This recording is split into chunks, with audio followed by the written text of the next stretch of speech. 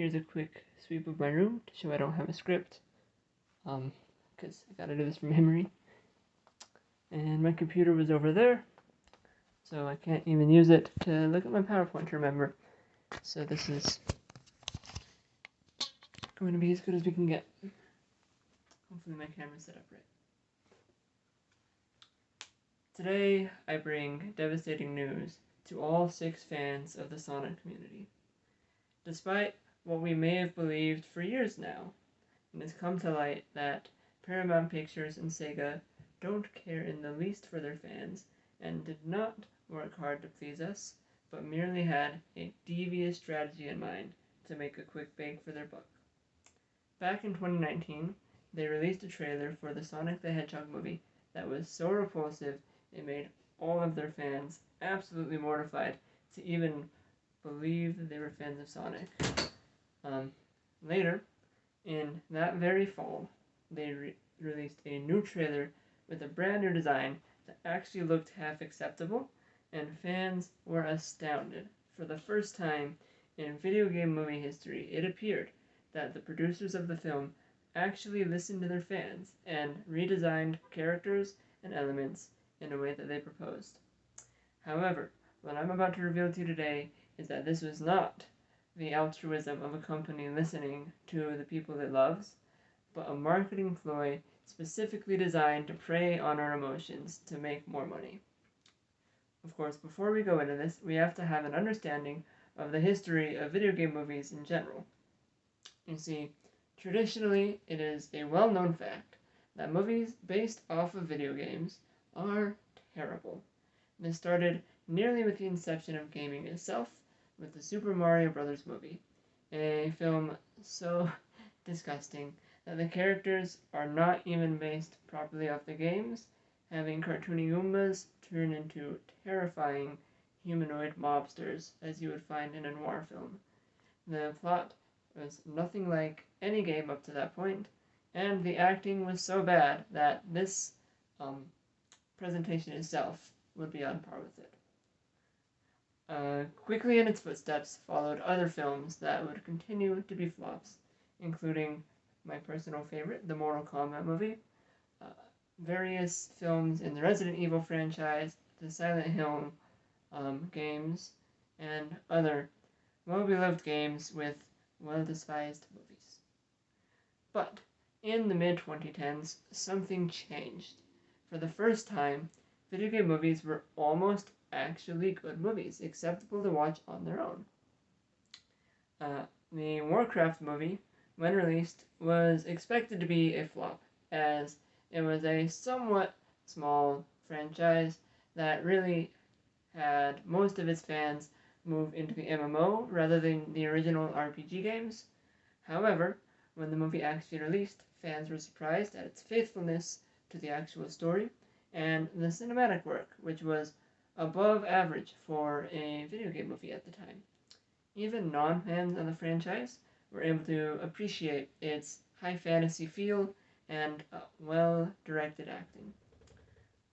In a similar vein, very soon after, the Detective Pikachu movie released.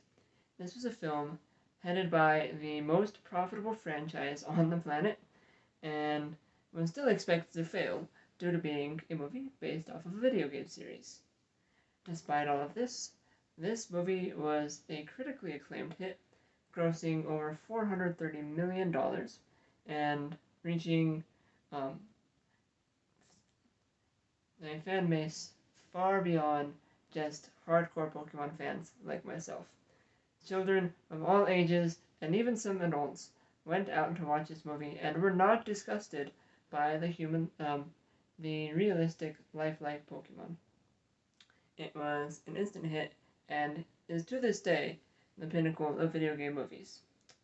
The Sonic the Hedgehog movie was going to come out after this, so they were aware that the expectations of fans were rising, so if they wanted to be profitable, they had to either work hard or do something surprising.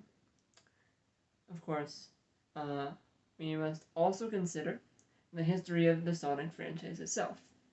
Sega and the Sonic franchise have a long-running history of taking risks and being very well aware of the culture of their fans. Even from some of their earliest games, they were fighting against the norms to put out faster, louder, and even brand new technology for their games. The original Sonic the Hedgehog came out on the Mega Drive system, which was the first easily commercially accessible 16-bit hardware, and had faster gameplay and prettier animations than its rival, the Mario Bros. Games. Sonic the Hedgehog 3 and Knuckles was an even larger game that released only a few years after the original and was so big it actually would not fit on a single cartridge. Instead of trying to cut down content and make an okay game that fans would enjoy, they developed a new technology that was more difficult to use and would be more expensive for users to actually purchase, but they trusted that this risk would be worth it and their fans would enjoy it anyways. And to this day, Sonic the Hedgehog 3 and Knuckles remains one of the more enjoyable Sonic the Hedgehog games. In more recent history, the Sonic team and Sega have taken another large risk by releasing the newer game, Sonic Forces. This game contains an avatar customization ability because they know that their fans are dangerously fond of creating their own characters to put into the Sonic universe. This new game would allow them to completely customize their character and make a personal insertion of themselves that they could play with. The game itself was not very good, and most fans didn't love the gameplay, but the fact that they knew that people wanted it did lead to high sales upon release before people realized the game was pretty bad. They also were very aware of fan meme culture, and there is an actual drawing that is well known in Sonic circles as the Sonic picture with an A, and it is usable as a t-shirt design for one of your characters in-game. Clearly, Sega and the Sonic team are not afraid to take some risks when putting out new content, so the idea of them taking a slightly bigger one for their movie should not be out of the question. Of course, it is important to think, why would they take such a risk? It's important to agree with the counterpoints and understand that there are issues to this conspiracy. The idea that any company would spend so much time and so much money on a marketing ploy, something that may not be effective at all, does seem like a silly idea. And the cost of designing an entirely new model and an entirely new structure and rigging for a character just for a single animation trailer seems outrageous. But as we'll see, these risks are not nearly as high as they would appear at first glance, and the strategy involved in this conspiracy is more than just smoke and mirrors. The biggest proof of this is the budgeting. Multiple animation experts, before the budgets were released for the film, estimated that the prices to completely redesign this Sonic model for the movie would cost upwards of $35 million. Just because they wanted to appease fans, they would, in theory, have to pay $35 million to rewrite and re-rig everything to make it more enjoyable. However, in a press release, Sega and Paramount responded that the setback was a mere $5 million, 1/7 of what projections estimated. Now, we can believe that the animators working on this movie were angels and seriously able to work very hard very quickly for a low budget, or we can believe the more realistic, more accurate idea that the $5 million was not spent to completely redesign the character, but to make one single trailer that would cause lots of press and lots of noise and make fans surprised when they fixed it. Now, we need to move and realize whether or not this strategy worked in the first place, because we can't claim that this was done on purpose unless we see actual results. And the results were absolutely there. With a total budget of $90 million. The Sonic movie grossed almost $320 million.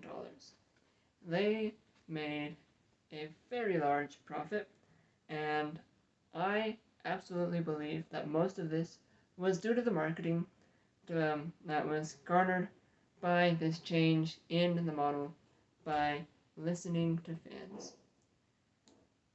By purposely making a poorly drawn, crudely designed 3D model of Sonic the Hedgehog, they were able to release a trailer that was so ugly and horrifying that even those loosely connected to video game circles would be aware of such a trailer. And it was very effective. There were dozens of news articles, and the press was enormous. And then, by fixing it a mere 6 or 7 months later in November, they were able to gain even more press when people saw the actually decently designed characters by making it appear that they knew their fans, that they were able to be trusted, that they were able to be loved. They gained so much respect and so much media press that it bolstered their sales to these outrageous numbers.